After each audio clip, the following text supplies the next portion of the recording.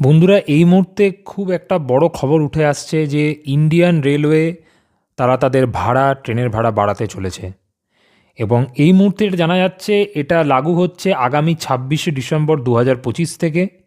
কি বলা হয়েছে লিস্টে, যে একটা শান্তির খবর, যে যারা সাবআরবান রুটে জার্নি করেন বা যাদের মান্থলি সিজনাল টিকিট আছে তাদের কিন্তু ভাড়া বাড়ছে না। এটা একটা খুব স্বস্তির খবর।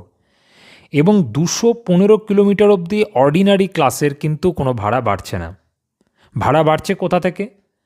215 কিলোমিটারের পরে অর্ডিনারি ক্লাসে যারা যাত্রা করবেন তাদের প্রতি কিলোমিটারে 1 পয়সা করে বাড়ানো হচ্ছে। মেল, এক্সপ্রেস, নন এসি যে ট্রেন আছে সেগুলো 2 পয়সা করে পার কিলোমিটার করে বাড়ানো হচ্ছে। এসি ক্লাসেও 2 পয়সা করে পার কিলোমিটার বাড়ানো হচ্ছে। এবং এটাতে রেলওয়ে যেটা জানিয়েছে যে এটা থেকে নাকি 600 কোটি টাকা তারা বছরে আর্ন করতে পারবেন। এবং 500 কিলোমিটার জার্নির জন্য যে নন এসি কোচ আছে সেখানে কিন্তু দিতে হবে 10 টাকা এক্সট্রা। এবং রেলওয়ে যেটা জানতে চেয়েছে যে রেলওয়ে তারা, আপনারা দেখতেই পাচ্ছেন যে আমরা যে আপডেটগুলো দিই, যে তাদের নেটওয়ার্কের পরিধি লাস্ট কয়েক দশক ধরে অনেক বৃদ্ধি করার চেষ্টা করেছে, অনেক মডার্নাইজেশন আনার চেষ্টা করেছে।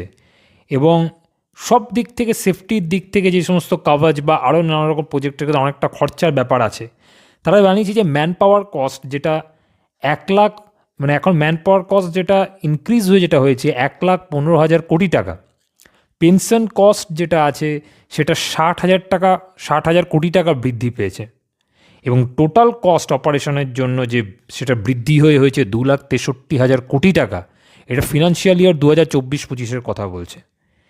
এবং এই হায়ার কস্টের যে সামলাবার জন্য এবং কার্গো লোডিং হচ্ছে বা এই সমস্তর জন্য কিন্তু কোথাও না কোথাও রেল জানাতে চাইছে এই ভাড়া বৃদ্ধি করলে তাদের এটা সুবিধা হবে। অর্থাৎ এই ভাড়া বৃদ্ধি করলে কিন্তু আরও যে উন্নত মানের জিনিস রেল আগামী দিনে যে সমস্ত তাদের প্ল্যানিং আছে তারা আরও স্মুথলিভাবে নিয়ে আসার চেষ্টা করবে বলেই হয়তো রেল এটা মনে করছে। এবং ইমপ্রুভ অপারেশন, এখানে দেখবেন পিডিএফে পুরো ভালো করে লেখা আছে। এবং recent successful mobilization of more than 12,000 trains, এবং এই উৎসব মরশুমে যে 12,000 স্পেশাল ট্রেন চালানো হয়েছিল সেটা কিন্তু একটা ইমপ্রুভ অপারেশনাল এফিসিয়েন্সির। এবং রেলওয়ে অলওয়েজ চেষ্টা করে যাবে যে কীভাবে যাত্রীদের আরও স্মুথভাবে পরিষেবা দিতে পারবে। ধন্যবাদ।